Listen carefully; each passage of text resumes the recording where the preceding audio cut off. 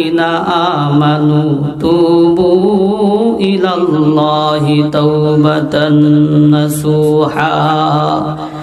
হে ঈমানদারগণ, তোমরা সকলে তওবায়ে নাসুহা করো, আল্লাহ তাআলার কাছে খাঁটি দিলে তওবা করো। আল্লাহ পাক রব্বুল আলামিন বলেন, তোমরা সকলে আল্লাহ তাআলার কাছে খাঁটি দিলে তওবা করো, তওবায়ে নাসুহা করো। খাঁটি দিলে তওবা, তওবায়ে নাসুহা কাকে বলা হয়? বলে যে তওবার মধ্যে 4টা শর্ত রয়েছে, ওইটাকে খাঁটি দিলে তওবা বলা হয়। 1 নম্বর শর্ত হইল, আমি যেই অন্যায় কাজটা করতেছিলাম এই অন্যায় কাজের উপর লজ্জিত হতে হবে। হায় হায়, আমি যেই কাজটা করতেছিলাম এই কাজটা আসলেই খারাপ কাজ, লজ্জিত অনুতপ্ত হইতে হবে। 2 নম্বর শর্ত হইল, যে অন্যায় কাজটা করতেছিলাম এই অন্যায় কাজটা ছেড়ে দিতে হবে, এই অন্যায় কাজটা তাৎক্ষণিক ছেড়ে দিতে হবে, এই অন্যায় কাজ আর করব না। 3 নম্বর শর্ত হইল, ভবিষ্যতের জন্য দৃঢ় সংকল্প করতে হবে, এই অন্যায় কাজটা আমি সামনে ভবিষ্যতেও আর করব না।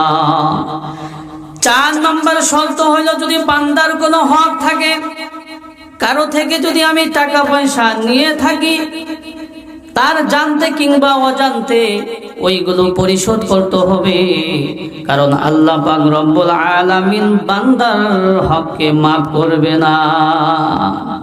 বান্দার হক খুবই মারাত্মক। 2টা আমল এমন রয়েছে, ওই 2টা আমল যদি কেউ সুন্দরভাবে সঠিকভাবে পালন করতে পারে, তাহলে আল্লাহ পাক রব্বুল আলামিন বান্দার সকল গুনাহ ক্ষমা করে দেবেন, কিন্তু বান্দার হক আল্লাহ পাক মাফ করবেন না। একটা আমল হইল হজ।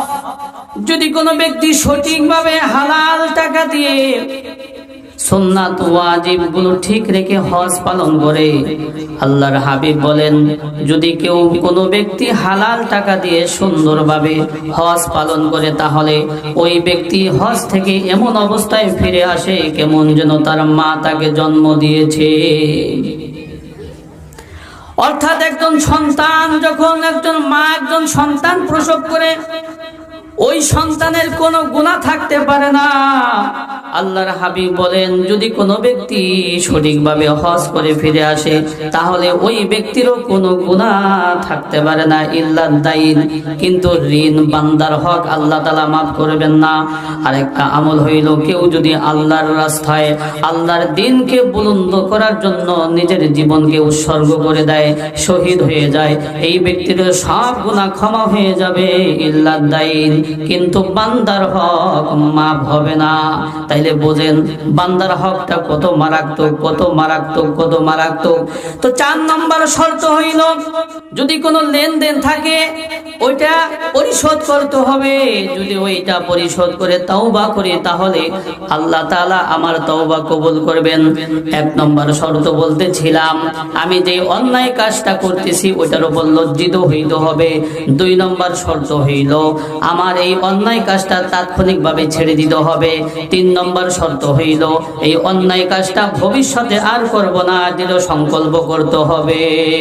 4 নম্বর শর্ত হইল, বান্দার সাথে যদি কোনো মুআমালা থাকে ওইটা পরিশোধ করতে হবে।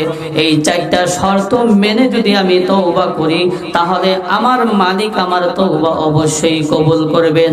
আর এটাকেই বলা হয় তওবায়ে নাসুহা। আল্লাহ পাক রব্বুল আলামিন এই তওবাই করতে বলেছেন, ইয়া আইয়ুহাল্লাযীনা আমানু তুবু ইলাল্লাহি তাওবাতান নাসুহা। হে ঈমানদারগণ, তোমরা সকলে তাওবায়ে নাসুহা করো, খাঁটি দিলে তওবা করো।